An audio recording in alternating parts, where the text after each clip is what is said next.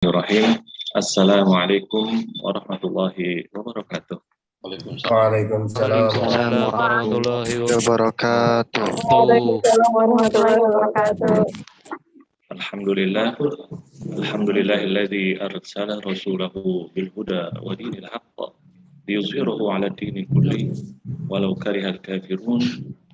Wa asyhadu an la ilaha illallah wahdahu la syarika lah wa asyhadu anna Muhammadan abduhu wa rasuluh la nabiyya ba'da. Allahumma shalli wa sallim wa barik alaihi wa ala man ittaba'ahum bi ihsan ila yaumiddin. Amma ba'd. Syukur alhamdulillah kita dipertemukan di tempat yang penuh kemuliaan ini dalam majelis ilmu. Karena itu dalam kesempatan ini saya ucapkan pertama terima kasih kepada Rektor Sekolah Tinggi Agama Islam At-Taqwa Bapak Dr. Kiai Haji Muhammad Abid Marzuki MED, atas perkenan beliau memberikan kehormatan kepada saya untuk memberikan studium general di tempat ini. Demikian juga kepada Wakil 1, Wakil 2, dan Wakil 3 Sekolah Tinggi Agama Islam At-Taqwa, serta seluruh sivitas akademika Sekolah Tinggi Agama Islam At-Taqwa. Semoga semuanya dimuliakan oleh Allah Subhanahu wa Ta'ala di dunia dan akhirat, dipertemukan dengan orang-orang mulia di akhirat kelak. Dalam kesempatan ini saya akan berbicara tentang mengungkap mitos ilmu pengetahuan antara ulama Islam dengan ulama Barat.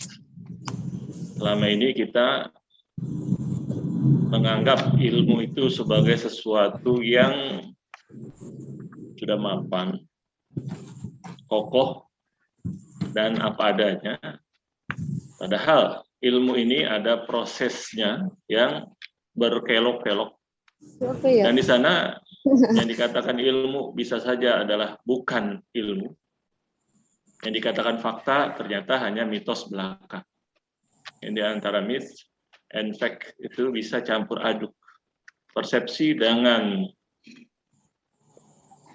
realita itu bisa saja terbolak-balik. Karena itu kita perlu meneliti akar dari ilmu pengetahuan dan sejarah ilmu pengetahuan. Apalagi selama ini kita saat ini ketika belajar tentang ada filsafat ilmu, ada filsafat pendidikan, bahkan ada filsafat dakwah. Maka ketika kita sebut filsafat itu konotasinya langsung akan terpaksa, akan tertarik kita untuk mengkaji apa itu filsafat. Dan ketika filsafat disebut, maka konotasinya langsung kepada sejarah filsafat Yunani. Dan filsafat Yunani akan dimulai dengan Thales, Anaximander, Anaximen, dan seterusnya. Kemudian kalangan Sofis, kemudian oleh Socrates, oleh Plato, Aristoteles. Itu akan masuk ke situ. Sehingga ada kesan bahwa ilmu pengetahuan itu adalah belum ada sebelum adanya filsafat Yunani. Filsafat Yunani inilah sebagai cikal bakal dari pengetahuan modern. Padahal kenyataannya nanti sangat jauh sekali. Bahkan itu diakui sendiri oleh para peneliti dari Barat sendiri, orang Eropa sendiri, orang Amerika sendiri, yang mengakui ini bukan seperti itu kenyataannya. Karena itu di sini saya mengungkapkan fakta-fakta dari mereka, dari orang Barat sendiri. Baik penilaian mereka terhadap filsafat Yunani atau peradaban mereka sendiri, maupun penilaian mereka terhadap Islam. Ya, saya share ya, biar kita ini melihat catatan-catatan atau data-data yang saya tampilkan di sini.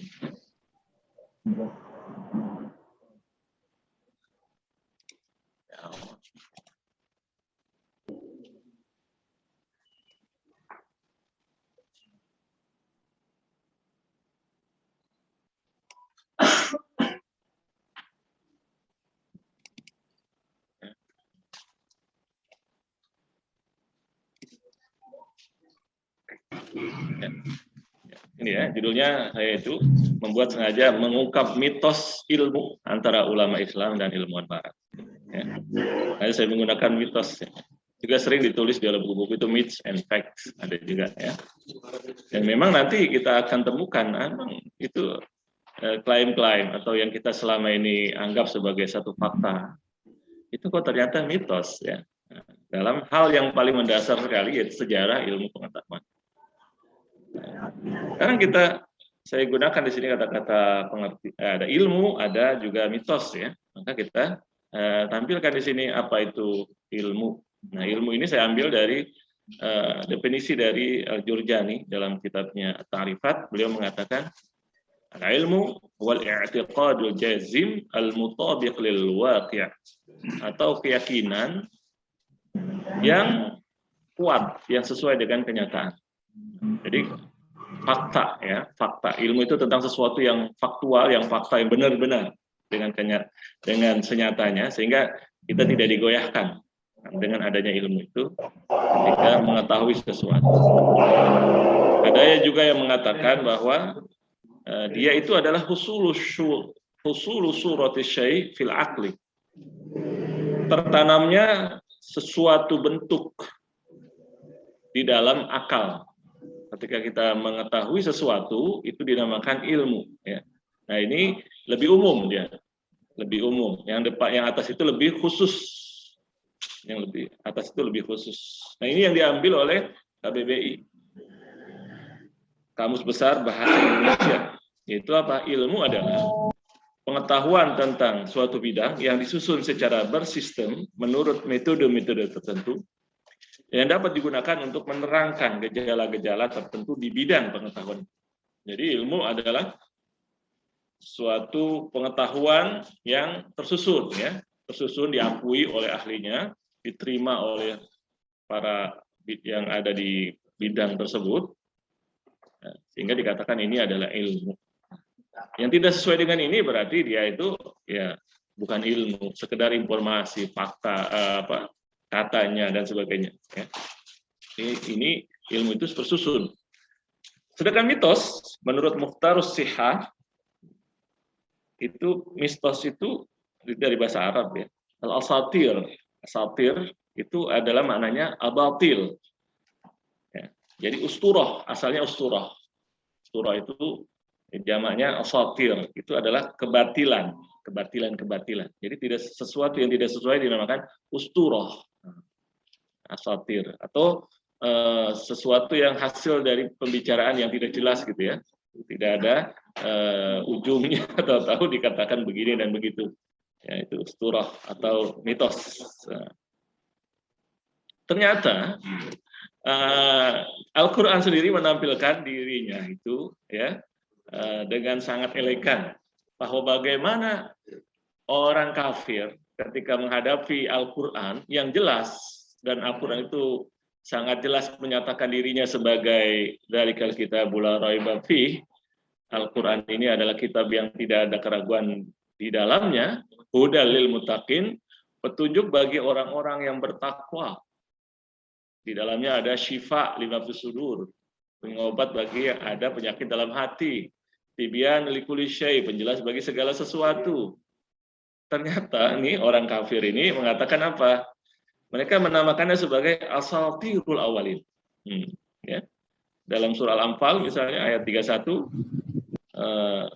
Allah berfirman menceritakan bagaimana sikap manusia dalam menerima kebenaran yang paling benar, biangnya kebenaran, tetapi mereka menghadapinya karena kekafirannya, mereka menyatakan itu sebagai mitos. Allah berfirman, A'udzubillahi minasyaitonir rajim, bismillahirrahmanirrahim. Wa idza tutla 'alaihim ayatuna qalu qad sami'na law nasya'u laqulna mithla hadza in hadza illa asatirul awwalin.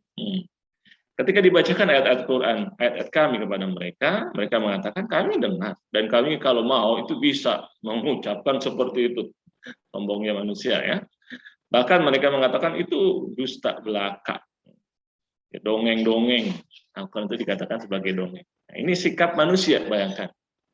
Ternyata manusia itu demikian rentan memilih dan memilah antara yang benar dan mana yang mitos, mana yang fakta. Yang fakta dikatakan mitos, yang mitos nanti dikatakan fakta dan coba disebarkan. Ya, ini sudah sifat dasar manusia ternyata. Dan di Al-Quran ini disebut berulang-ulang.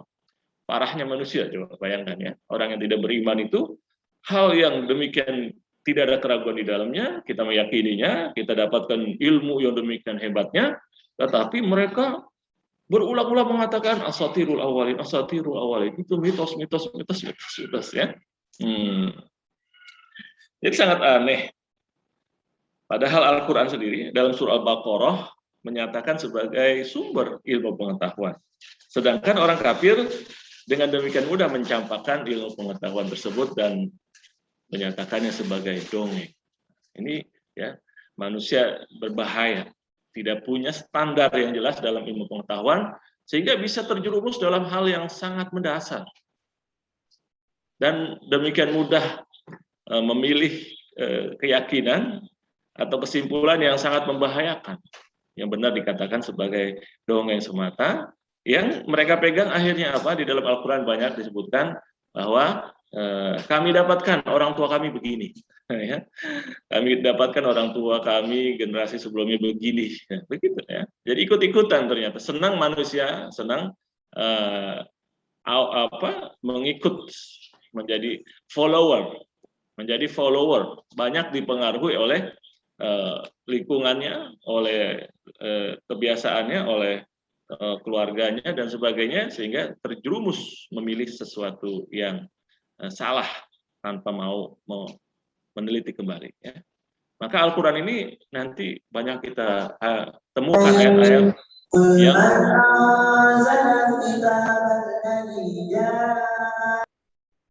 ayat-ayat yang mengajak orang itu untuk berpikir. Misalnya dalam surah Al-Baqarah, wa in kuntum fi raibin mimma nazzalna ala abdina fa'tu bi suratin min mithlihi. Kalau kalian ragu terhadap apa yang kami turunkan kepada hamba kami, gampang, tinggal buat saja. Seperti itu. Nah, ya, seperti itu. Dan banyak lagi. Ya, tunjukkan buktinya, kemudian tunjukkan kesalahannya. Walau kana min indi ghairillah lawajadu fihi ikhtilafan katsira. Kalau bukan dari Allah, niscaya akan kamu dapatkan kontradiksi yang banyak sekali. Berarti Al-Quran yang demikian tebal tidak ada kontradiksinya. Jadi kalau ingin menemukan kesalahan atau ingin membantah Al-Quran, temukan aja kontradiksi di mana. Tidak ada, bayangkan. Nah, ini adalah suatu tantangan yang menggegerkan. Ada seorang dari James Swaggart itu di Kanada, dia mempunyai lembaga misionaris, seorang retoris. Kemudian ada lagi satu lagi ya, bukan James Swaggart, ada lagi satu lagi. Pak James Swaggart itu nanti yang lawannya Ahmad Deedat ya. Nah, dia sekali dakwah itu jutaan dolar gitu ya, dananya itu untuk dakwah dia, untuk misionaris dia. Nah, dia itu terpukul dengan menemukan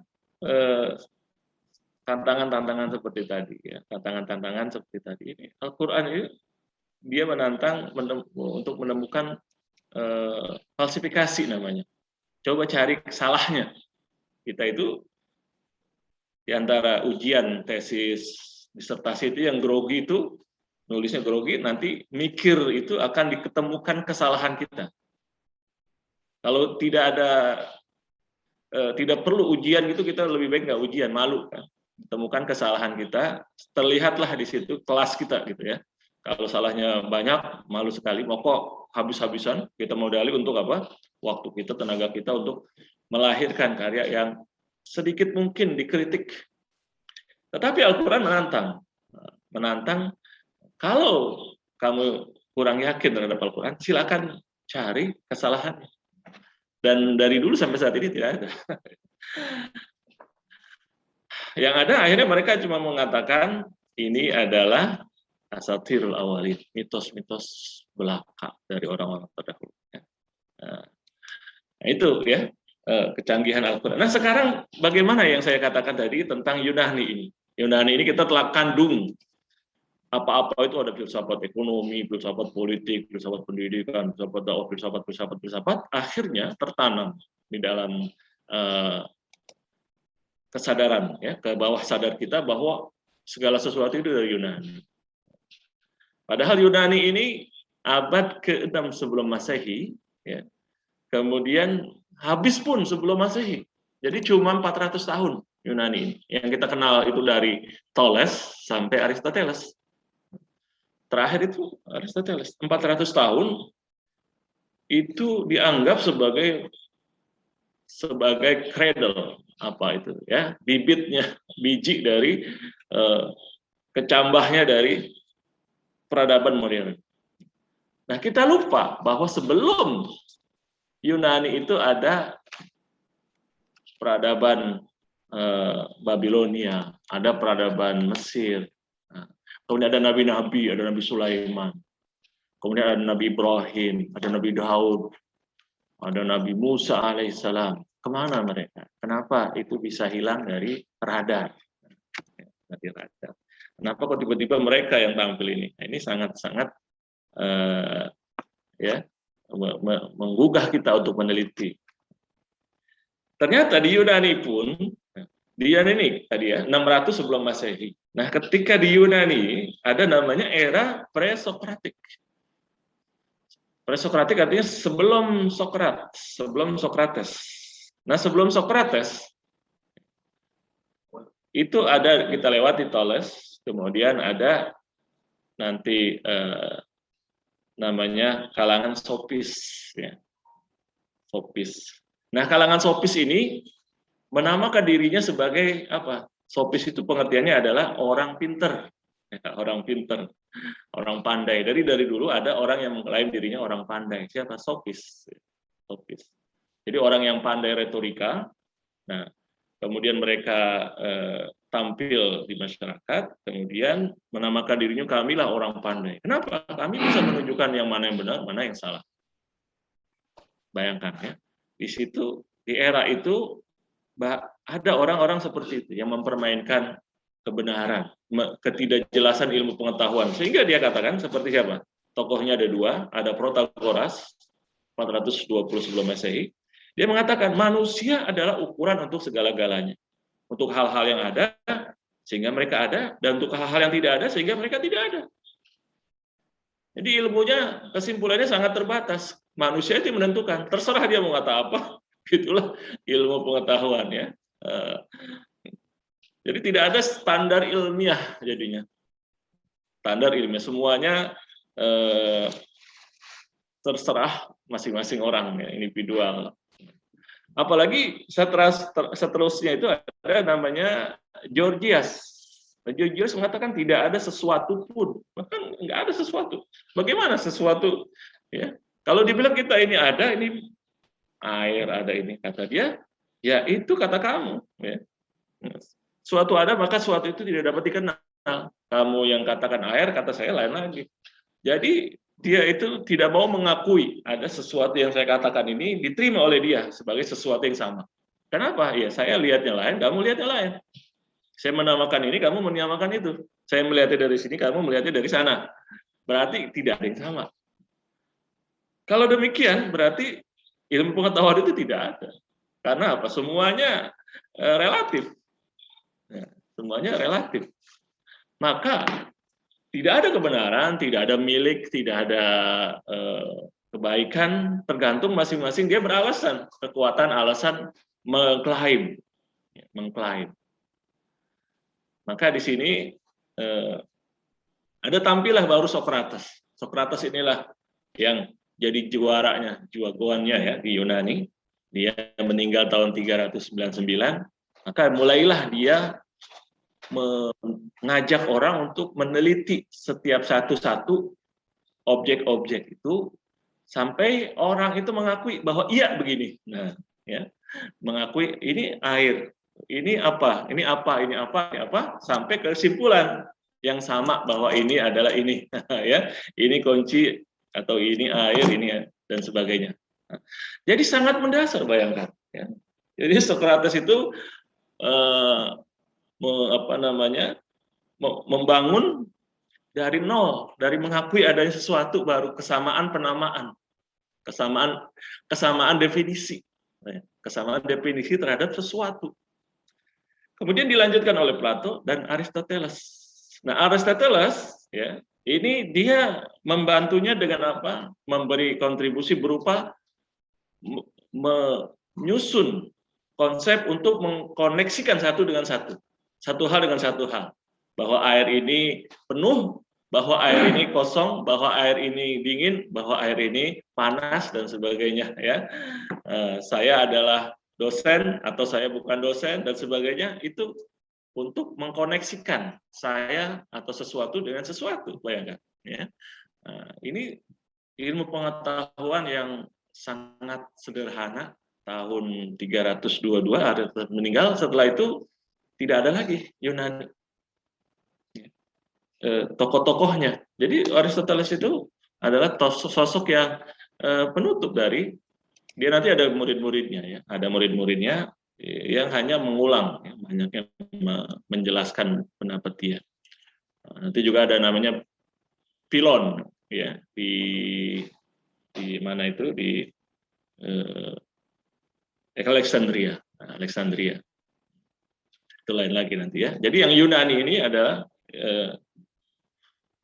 cabangnya atau tokoh-tokohnya adalah terakhir Aristoteles, bayangkan ya. Jadi cuma 400 tahun dengan ilmu seperti ini dinyatakan sebagai sumber ilmu, sebagai pusat peradaban, sumber peradaban. Sementara sebelumnya ada peradaban Mesir yang membangun piramida, yang membangun angkatan bersenjata, yang membangun alat-alat yang demikian hebatnya, yang tulisannya masih tertulis, masih rahasia, baru ditemukan sebelum lama ini, yang di dalamnya ada pengobatan, ada tentang alam, tentang astronomi dan sebagainya, sehingga tempatnya Firaun ini bisa mereka menyusun setiap tanggal kelahirannya, matahari tepat mengenai tempat duduk dia, patungnya itu. Ya, di Abu Simbel itu begitu. Ini menunjukkan kecanggihan ilmu astronomi mereka. Kenapa itu bisa hilang? Nah ini ya, ada fakta dan mitos. Nah, di sini ilmu itu ada fakta dan mitos. Jadi faktanya hilang. Nah, fakta yang ada itu hilang, tiba-tiba mitoslah yang ditampilkan, yang kemudian berakar sampai saat ini. Maka ketika dikatakan ilmu adalah keyakinan yang kuat yang sesuai dengan kenyataan, apakah tadi sesuai dengan kenyataan? Nah, ini yang menjadi pertanyaan ya. Apakah sesuai dengan kenyataan? Ternyata tidak sesuai, karena kenyataan beda. Ilmu kita selama ini berarti apa? Ini jadi pertanyaan ya. Yang selama ini kita belajar, kita kaji, kita bicarakan, ternyata bisa saja itu adalah mitos saja yang diulang-ulang oleh para penulis sejarah, penulis buku dan sebagainya, sehingga kita anggap sebagai satu fakta. Ya.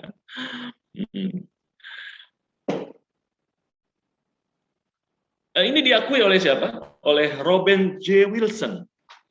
Robert J. Wilson dalam bukunya Stamping Through Mathematics, bahwa mengatakan Eropa gagal mengambil manfaat dari peradaban Yunani. Sehingga dari 500 sampai 1000 Masehi, Eropa berada dalam era kegelapan. Jadi tadi kenyataannya tidak sesuai, kemudian juga hasilnya apa? Jadi kenapa setelah Yunani dikenal hebat, ternyata tidak ada hasilnya? Nah, dia yang hebat itu adalah Alexander the Great, dia muridnya dari Aristoteles. Betul, dia banyak meninggalkan apa? Meninggalkan pendudukan kota-kota, ada bangunan-bangunan, kemudian ada patung-patung, tapi ilmu yang ditinggalkan apa? Mana? Nah, ya. Ini kemudian konsep ilmunya mana? Yang jelas kata Robert J. Wilson, kami Eropa ini tidak mendapatkan apa-apa. Buktinya kami setelah itu berada dalam era kegelapan. Kemudian ada Kristen datang. Kristen datang ternyata juga tidak mensinkronkan antara keyakinan dengan ilmu pengetahuan, sehingga makin menambah terpuruknya orang Eropa. Sehingga Eropa berada dalam era kegelapan. Banyak mitos-mitos berkembang, banyak penyakit, banyak penderitaan masyarakat sehingga betul-betul mereka itu menderita sekali saat itu, ya, menderita saat itu. Maka di sini kita bertanyakan, berarti ilmu Yunani itu apakah mitos? Kembali pertanyakan, dan dijawab dengan jelas oleh Martin Bernal dalam bukunya Black Athena. Dia menepis klaim originalitas peradaban Yunani.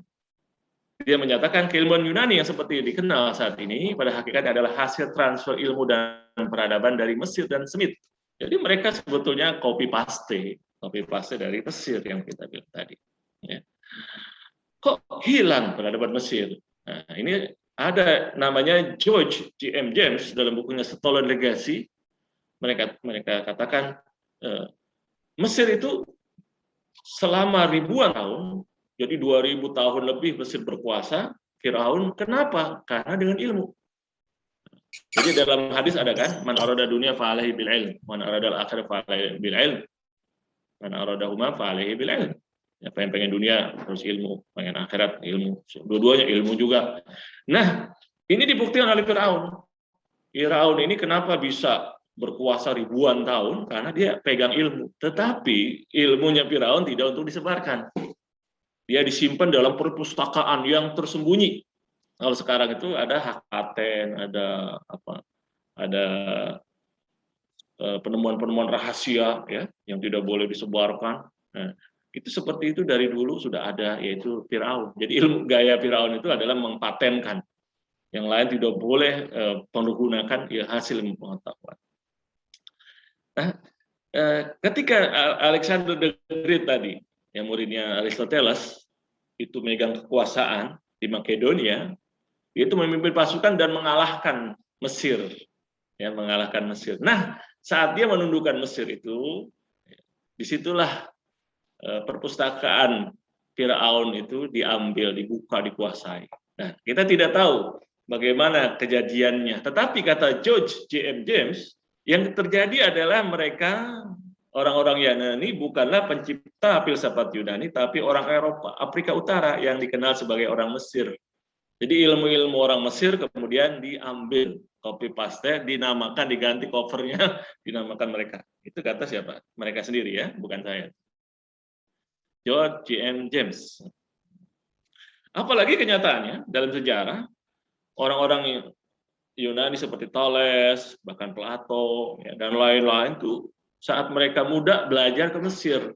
Tetapi yang mereka dapatkan itu tidak sampai intinya. Karena apa tadi? Mesir itu ilmunya disembunyikan, ilmu rahasia. Nanti baru di Islam itu ilmu harus disebarkan, beda, ya, harus disebarkan. Firaun ilmu disembunyikan, kita ilmu harus disebarkan. Man kata ma'ilman aljamahullah bilijami minan. Siapa yang menyembuhkan ilmu akan dipecut oleh api neraka. Kata Rasulullah SAW. Sehingga kita itu rajin cari ilmu, juga rajin menyebarkan. Itu bedanya nanti yang di revolusinya di dalam dunia Islam itu adalah seperti itu dalam berilmu, ya, dalam berilmu.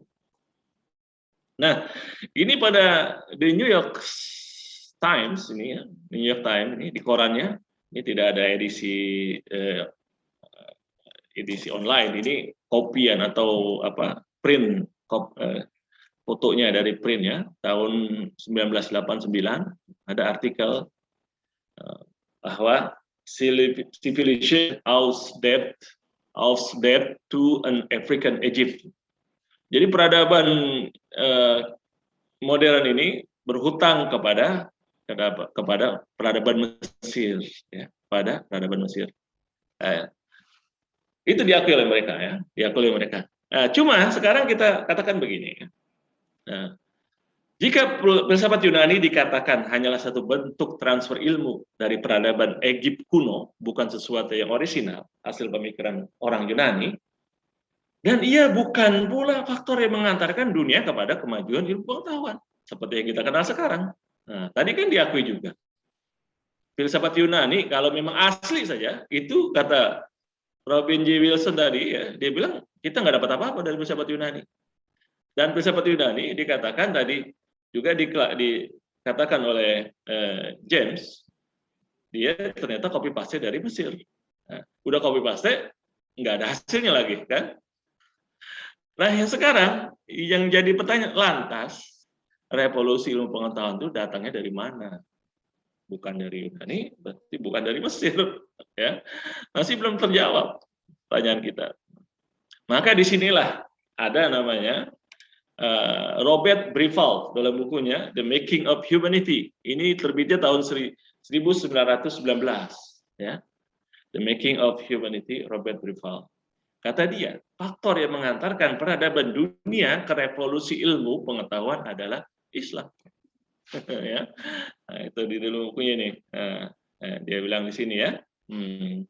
Jadi kata dia, sebetulnya melalui peradaban Arab di Andalusia, Spanyol, terjadi kelahiran Renaissance Eropa. Bukan di Italia, pusat kuasa gereja.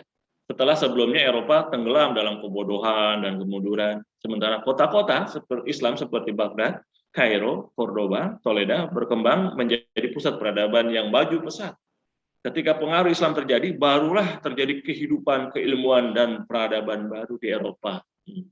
Dan itu pun prosesnya, kata dia ini, kalau dikatakan Renaissance katanya abad 15 Masehi, itu dari abad 10 sebetulnya ada proses itu. Ya.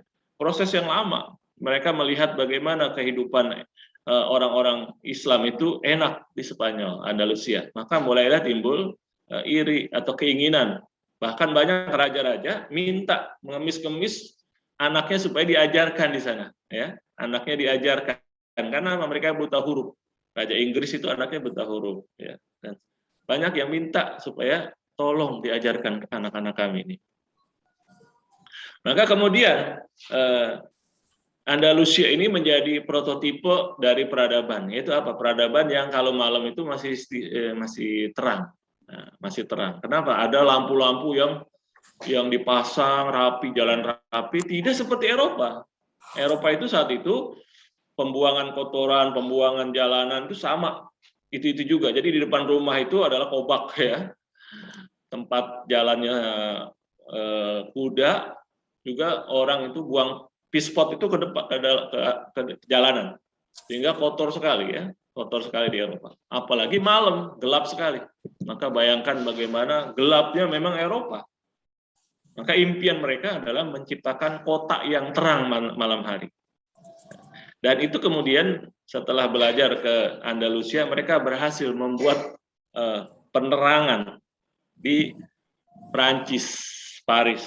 Maka dikenallah Paris itu sebagai kota yang City of Light, ya. Kota cahaya, ya. Kota cahaya, kota yang bercahaya. Sampai saat ini. Asalnya dari situ. Berhasil mereka membuat itu, ya, membuat penerangan di kota mereka yang sebelumnya tidak ada. Kata dia ini, kata Robert Briffault, apa yang diambil dari peradaban Islam?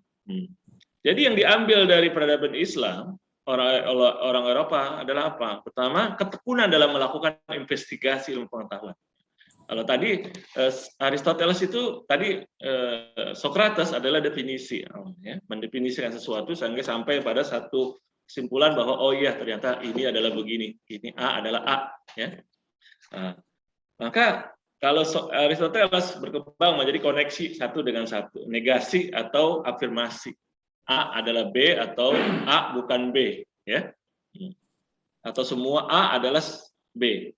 Atau tidak semua A adalah B, misalnya gitu, ya. Itu di logika untuk apa, mengakui atau tidak mengakui koneksi sesuatu dengan sesuatu.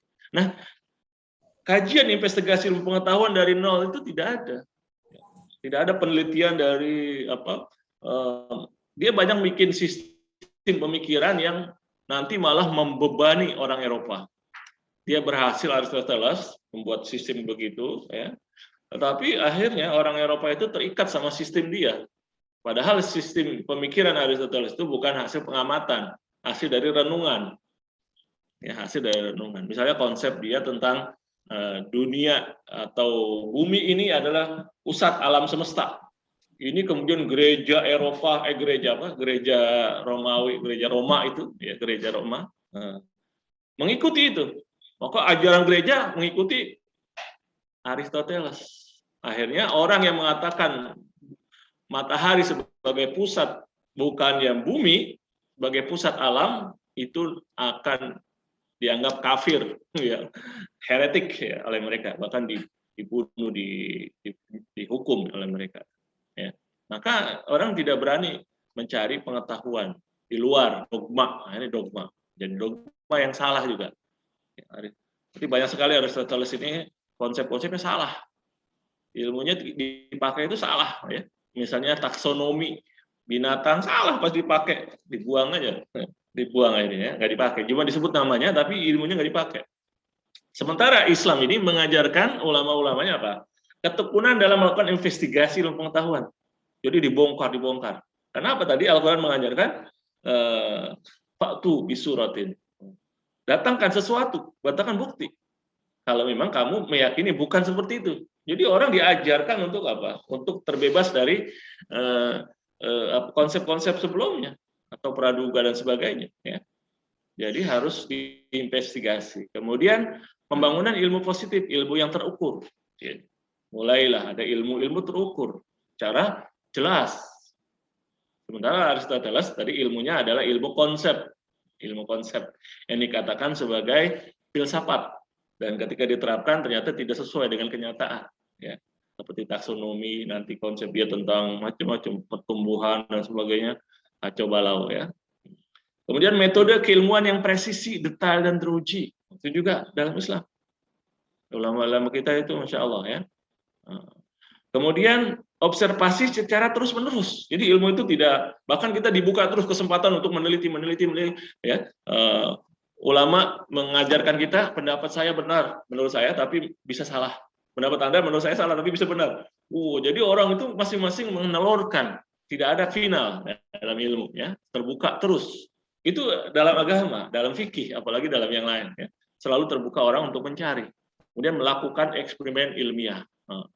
Imam Ghazali sendiri sebagai orang fikih itu eksperimen, meneliti tentang fakta penglihatan oleh mata, kata dia. Ya. Bahwa tongkat itu saya lihat kadang-kadang bisa lurus, ini lurus kalau begitu, tapi dalam air kok tidak lurus. Berarti persepsi mata ini menggoda, ya, bisa menjerumuskan. Jadi tidak bisa total kita berpegang pada persepsi mata dan seterusnya. Ya, banyak sekali. Jadi dibiasakan orang melakukan pengamatan eksperimen ilmiah dan itu berhasil menghasilkan apa? Menghasilkan ilmu. Nah, semangat ini dan metode ini ketika dikenalkan ke Eropa oleh orang Arab, oleh Islam, maka Eropa mulai bergerak, ya, mulai bergerak. Apalagi matematika yang sebelumnya susah digunakan, maka kita itu matematika diambil dari Eropa juga, dari Yunani ada, kemudian dari India ya, dari India. Tetapi kekurangannya adalah kurang apa? Angka 0 ya, angka 0. Maka dibuatlah orang Islam itu angka 0. Angka 0. Kemudian dibuatlah huruf oleh kita, oleh umat oleh ulama kita. Bayangkan kalau pakai misalnya hurufnya angka Romawi, bagaimana tuh matematika kira-kira? Ya. Mesin-mesin itu bisa berantakan tuh. Angka Romawi suruh ngitung untuk ngitung huruf, untuk angka, bayangkan ya.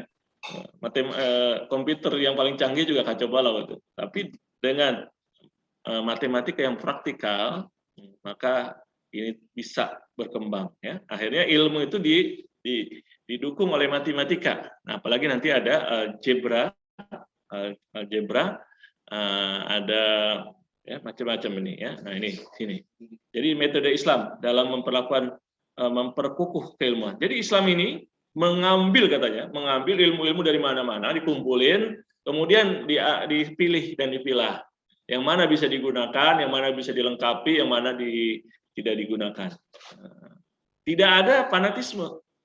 Jadi ilmu pengetahuan adalah milik bersama, itu konsep kita. Ya. Nanti kalau sudah ketemu dibagi lagi, itu konsep dalam Islam. Ya.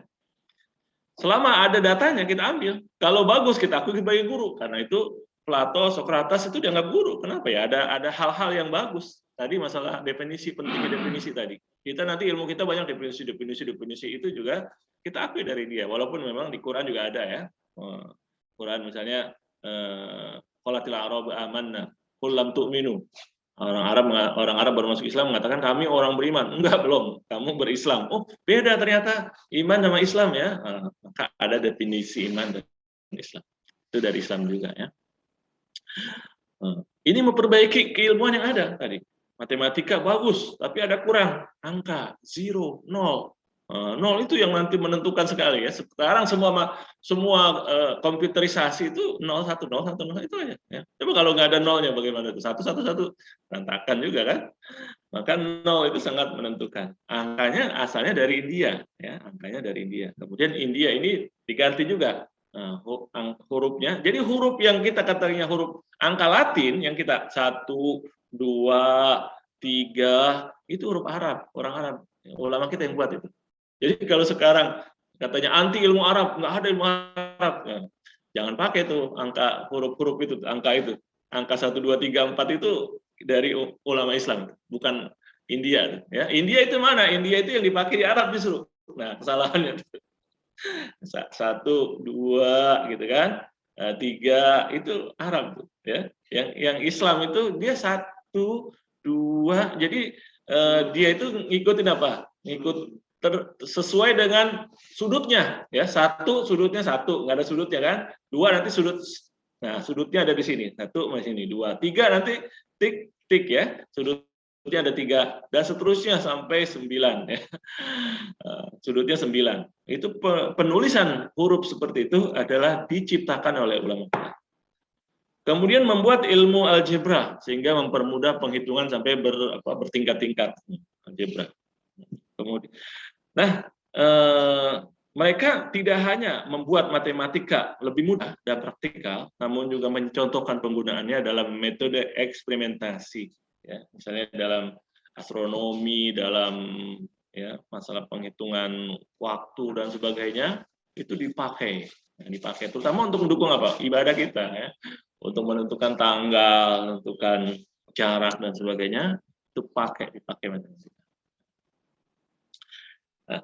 Kata Robert Brifal yang kita rasakan ya orang Eropa atau orang Barat ini, yang sangat-sangat kita akui sebagai dasar atau kontribusi yang paling nyata ya, bukannya tadi kan ada penambahan, pembenaran, perbaikan sebagainya, yang betul-betul dari Islam itu adalah 3 yang sangat menentukan, membantu kami untuk maju seperti saat ini. Pertama apa? Kompas. Maka dengan kompas bagi pelaut ini kami bisa kemana-mana. Dulu orang takut kalau melihat ujung, karena meyakini ujung laut itu adalah jatuh nanti gitu ya, maka takut lebih jauh ke sana ya, nanti jatuh ke pinggiran laut.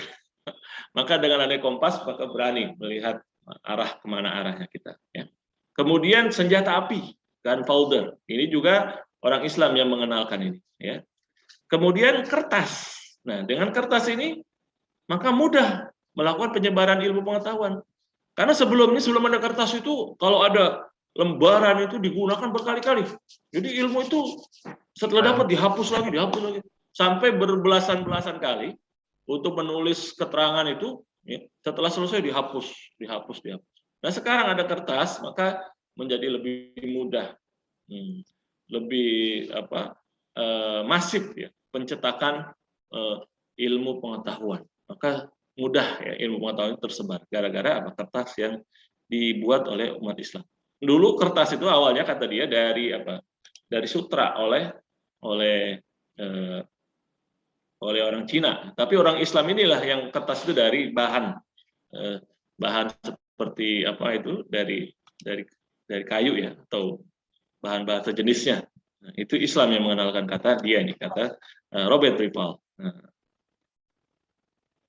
Maka introspeksi ini, ya, hal ini membuat kita mengintrospeksi. Nah, kenapa kita yang diakui oleh mereka sendiri sebagai pembawa kemajuan, yang mengeluarkan umat manusia dari kegelapan menjadi ilmu peradaban, ilmu pengetahuan yang tinggi, kenapa sekarang mundur atau ketinggalan gitu ya?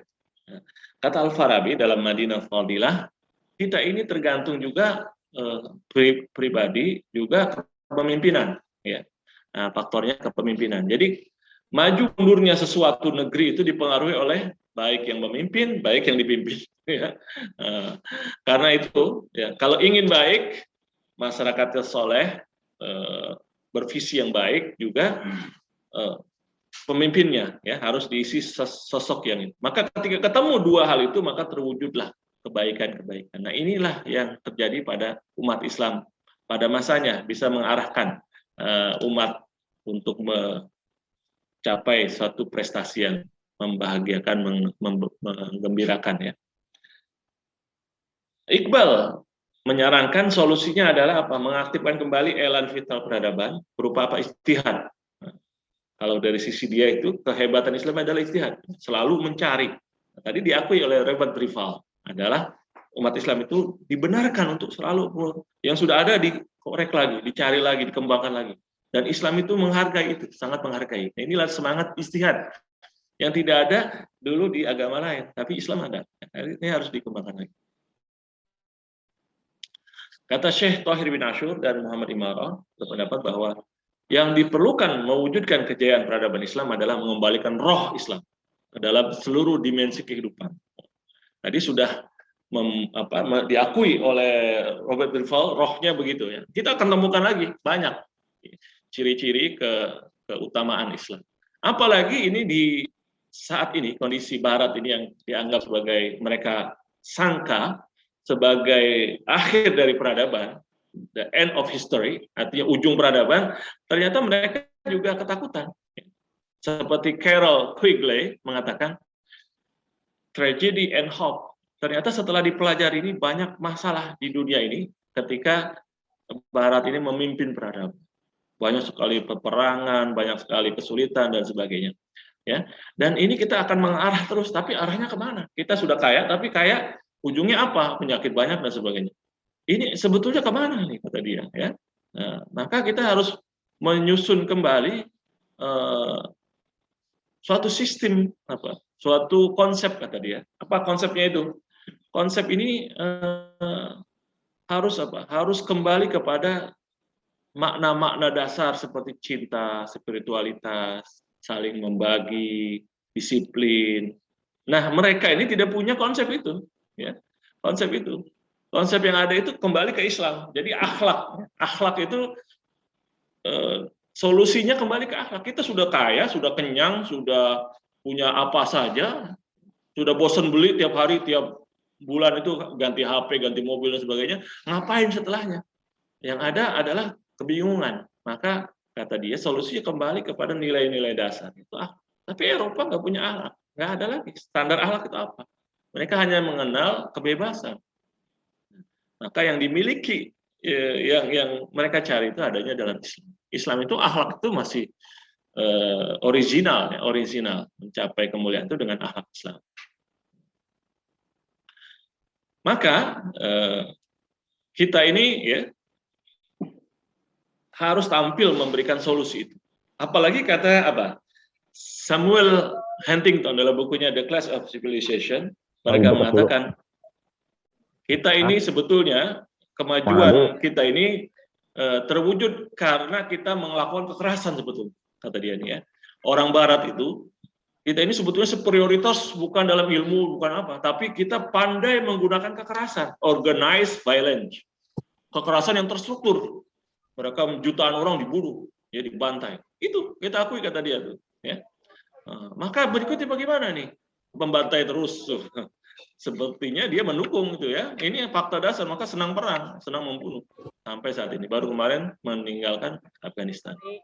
Nah, kata dia, tapi diakui, kata dia ini, kalau dipelajari secara data, ingat, kata dia, secara data, peradaban kita, Kristen itu dasarnya adalah, Barat itu peradaban Kristen. Nah, Kristen itu diperhatikan bertahun dari 1900 sampai seterusnya ini menurun terus. Dari 26,9%, terus menurun. Sementara Islam ini naik. Maka kata dia, tahun 2025 umat Islam ini akan menjadi 30% di dunia. Berarti apa? Di sini kemenangan umat Nabi Muhammad SAW. Jadi ajaran Muhammad ini kata dia, Nabi Muhammad SAW akan menang. terhadap peradaban Eropa. Ya. Nah, ini kata dia, setelah dia merhatikan hitung-hitungan ini, kita tidak tahu rencana dia apa, tapi yang jelas ini tanggung jawab kita. Bahwa ini berarti pendidikan Islam, dakwah Islam, ya, orang-orang yang mengajarkan Islam harus tampil menyiapkan diri untuk memenuhi permintaan ini. Permintaan orang 30% di dunia butuh ajaran Islam, butuh akhlak Islam, butuh dakwah Islam. Nah, maka semoga dari mahasiswa-mahasiswi SETA ini bisa mengisi kekosongan ini. Bahwa ini panggilan sejarah untuk kembali tampil di panggung sejarah dengan akhlak yang dibutuhkan oleh manusia di dunia. Ya, semoga bermanfaat dari saya. Terima kasih. Wassalamualaikum warahmatullahi wabarakatuh. Waalaikumsalam Waalaikumsalam warahmatullahi wabarakatuh.